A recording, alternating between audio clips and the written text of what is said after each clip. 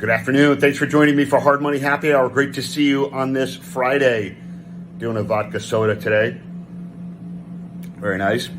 Refreshing. Hope you had a great week. I want to chat with you briefly this week about a conversation I had with a client this week who was buying a hold property. As I mentioned before, Trius Lending Partners, we take really a unique approach in really looking out for our clients, looking out for the ROI, looking out for making sure the deal makes sense.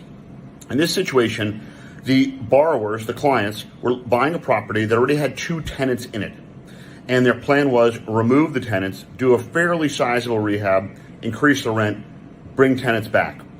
We started to crunch the numbers on the cost of lost rent, the cost of the enormous rehab, and the overall benefit in raising that rent, sort of calculating the return on that investment.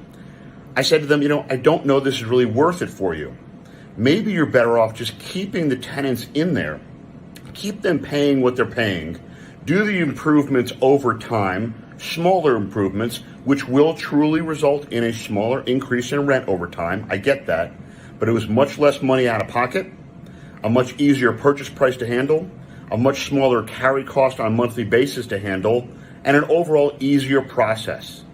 They had burden in hand, they had money, they had income coming in on a monthly basis from 2 tenants with a long track record.